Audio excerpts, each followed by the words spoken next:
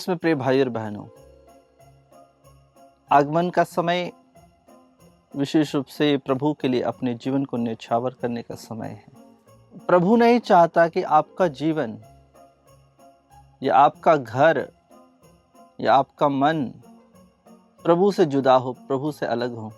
बहुत सारे लोग यह सोचते हैं कि जब क्रिसमस आ गया, कृष्ण जयंती आ गई, तो उनके मन में यही आता है कि यह समय उमंग का समय है। उमंग यानी बहुत सारे लोग सोचते हैं कि पार्टी करने का समय है। यह समय पार्टी करने का नहीं, प्रभु के साथ रहने का समय है।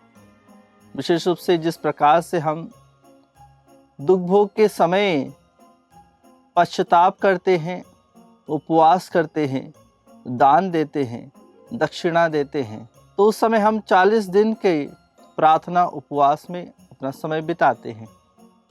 उसी तरह आगमन के यह दिन विशेष रूप से प्रार्थना, उपवास, दान देने का, पश्चाताप करने का समय है। क्या हम इस समय को उचित रूप से समझ पा रहे हैं? क्या हम इस बैंगनी वस्त्र को समझ पा रहे हैं कि किस तरह से प्रभु जो राजा है, जो प्रभु आने वाला है, उसकी तैयारी हम कैसे कर रहे हैं?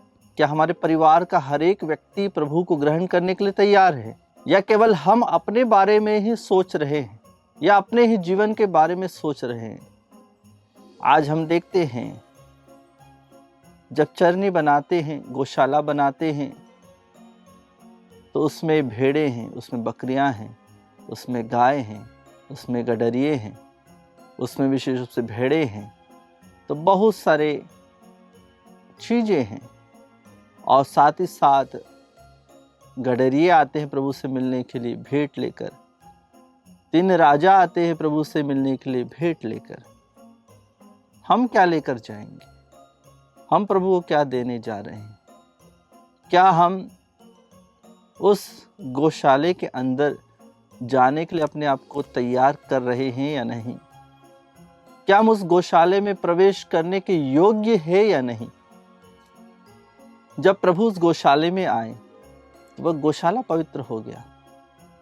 वह गौशाला कितना बदबूदार था लेकिन जब प्रभु यीशु का जन्म हुआ, तो गौशाला विशेष रूप से ज्योति से भर गया, खुशबू से भर गया, उमंग से भर गया। तो उसी प्रकार हमारे दिल का जो गौशाला है, उसमें प्रभु को लेकर आए। गौशाला के बालक यीशु को अपने हृदय में बुलाए, अपने मन में बुलाए कि प्रभु आपके हृदय में आकर, आपके जीवन में आकर निवास करे। क्योंकि जो शरीर है, यह प्रभु का मंदिर है। कृष्ण में प्रिय भाई और बहनों, प्रभु के वचन विशेष रूप से मिका के ग्रंथ अध्याय 5 पद संख्या 1 से लेकर प्रभु का वचन कहता है, बैतलहम एफ्राता, तो यूदा के वंशों में छोटा है, जो इस्राएल का शासन करेगा वह मेरे लिए तुझ में उत्पन्न होगा। उसकी उत्पत्ति सुदूर अतीत में, अत्यंत प्राचीन काल में हुई है। इसलिए प्रभु उन्हें तब तक त्याग देगा जब तक उसकी माता प्रसव न करे। तब उसके बचे हुए भाई इस्राएल के लोगों से मिल जाएंगे। वह उठ खड़ा हो जाएगा। वह प्रभु के सामर्थ्य से तथा अपने ईश्वर के नाम के प्रताप से अपना झुंड चराएगा।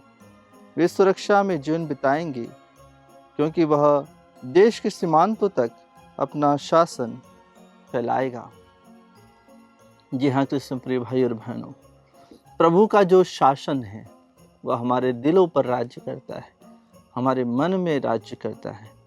तो अपने आप को तैयार करें। विशेष तैयारी का समय, अनुग्रह का समय, प्रेम का समय। कृष्ण प्रिय भाई और बहनों, विश्वास के साथ इस आगमन काल में प्रभु आप सभी को आशीष दे और अनुग्रह में जीवन बिताते हुए ईश्वर के पास जाए। आमीन।